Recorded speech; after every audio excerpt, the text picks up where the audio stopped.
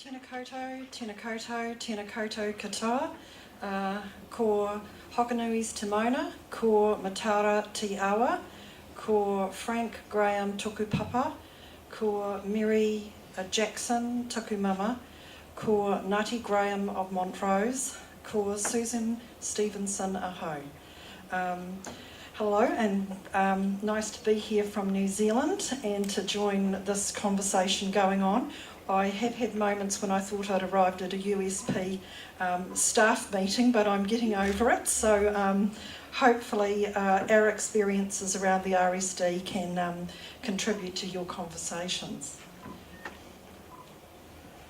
I'm going to be presenting about the theoretical framework that we developed at the Freedom Institute of Higher Education to support a Master of Applied Leadership.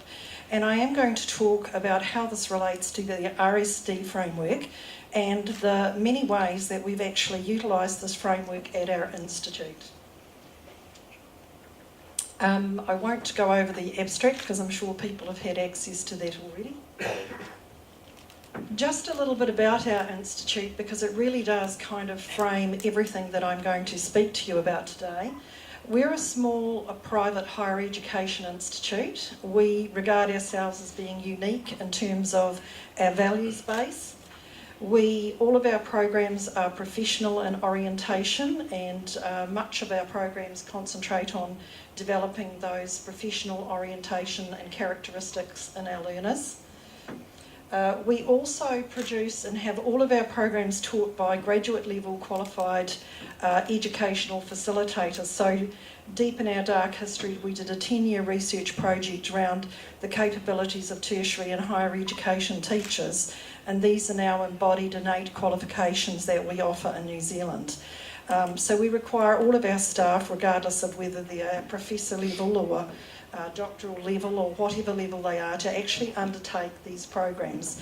And this is part of our orientation towards professionalisation of people in higher education who are in learning and teaching roles.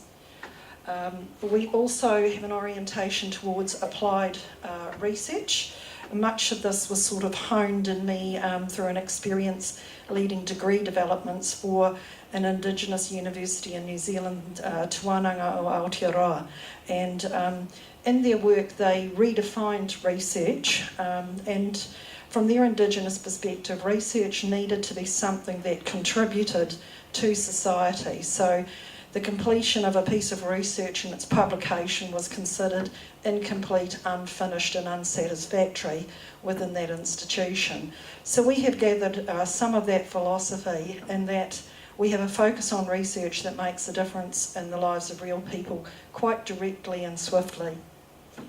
We also are supporters of social equity in New Zealand, and much of the research and work we do is around social equity and often the poor outcomes of Māori and Pacifica in New Zealand's tertiary and higher education systems.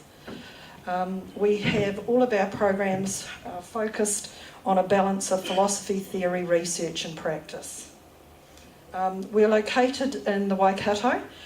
This is one of our buildings here, and I guess our orientation begins from our placement in the world. So this particular building was the first government building built in the Waikato, and it was built on top of the site of a place called Kirikiri Roa Pa, which was one of the most critical and important and largest paths in New Zealand where the people of Tainui dwelled.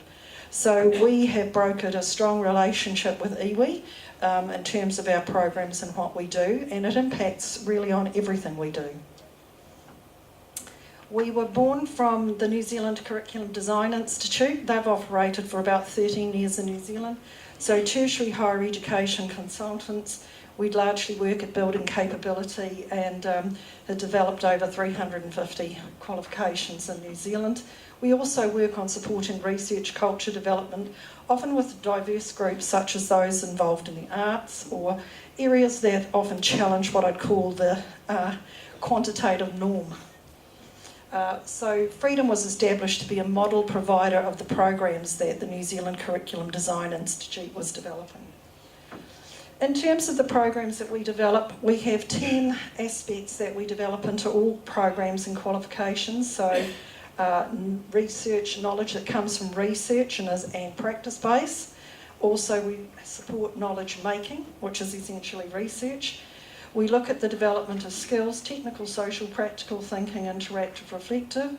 And also in our programs, critical is the development and exploration of beliefs and values to support people in terms of the perspective that they take on the world. And I was very interested in your minister's discussion of the whole critical perspective or attitude around independence. And so we actively work to support our students to be independent. It's not something that we just hope they've got. It's actually embedded in our programs and some very special programs I'll tell you about later. In terms of connecting to the RSD framework, I like to go to different conferences because they often provide me with a different perspective. So about 4 years ago, when Freedom had made a decision based on input from its community to build postgraduate programs in applied leadership, we began to look at how could we ensure that the quality of our research was going to stand up anywhere in the world. We were having all sorts of interesting experiences, employing people with masters and PhDs, and finding huge differences in terms of the consistency of the graduates and their capabilities. So I noted the HERGA conference and I noted John Willison's presentation around the RSD and headed over to Adelaide to see what this framework might offer to us in terms of ensuring that the quality of research supporting and also being produced by our graduates from our Masters of Applied Leadership was actually going to be at a level that could equate with anything else happening in the world. And we found the framework very useful from that perspective. We were able to map and link all of our learning outcomes and assessments very easily to the framework. It introduced a new language.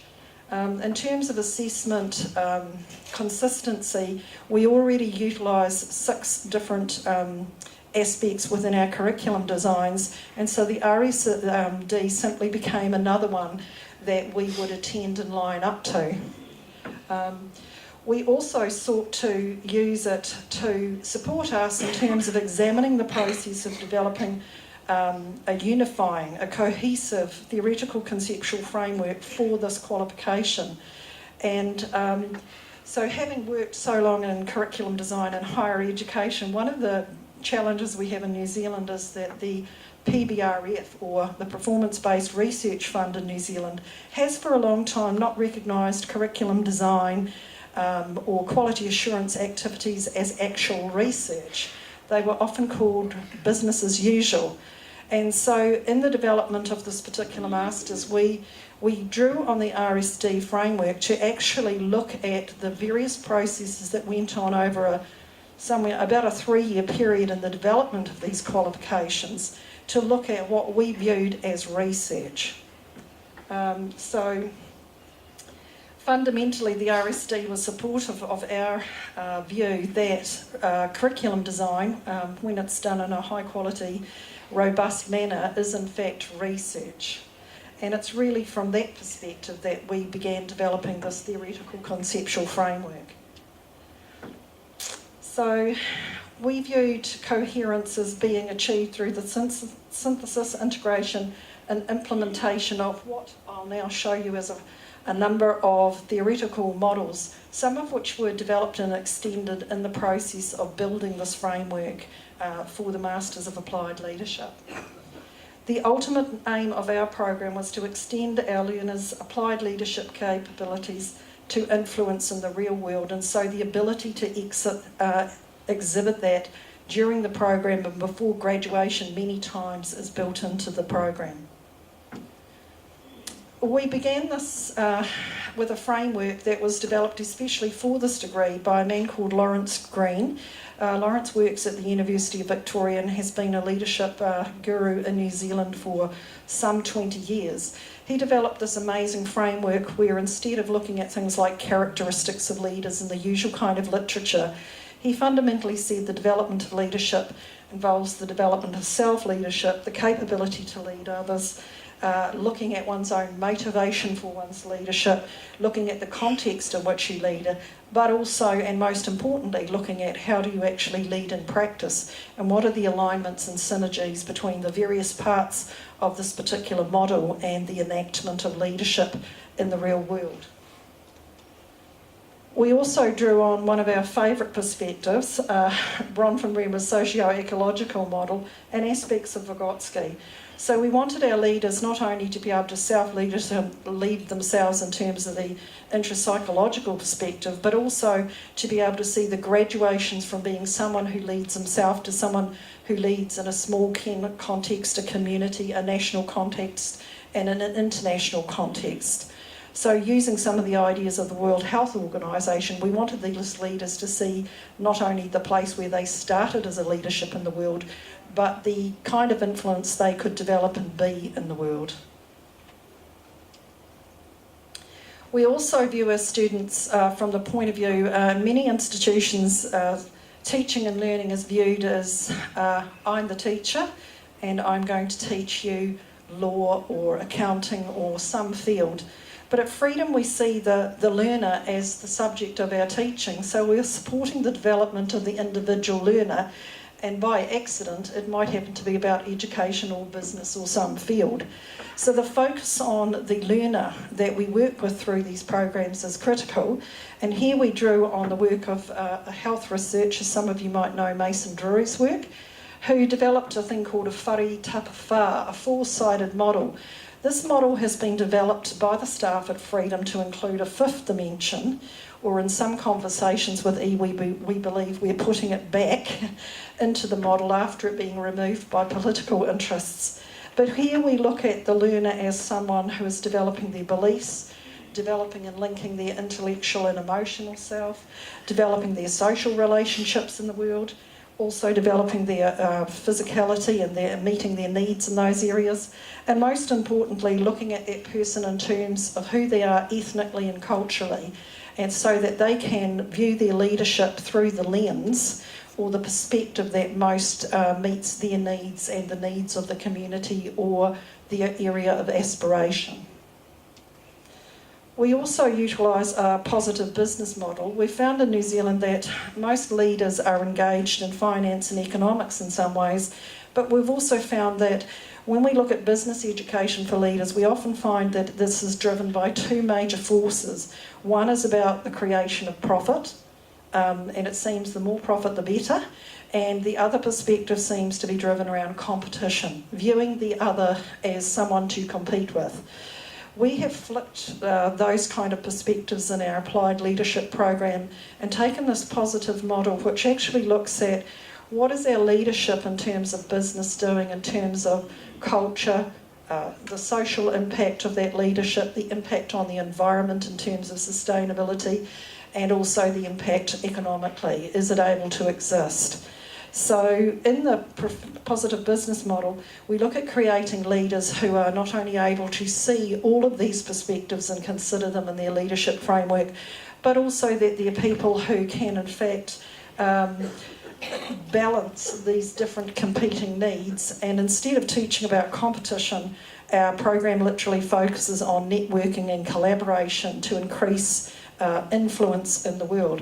So it kind of flips a lot of the usual models, and for our iwi partners this sits much better from an Indigenous perspective than the usual Western ways of seeing economics.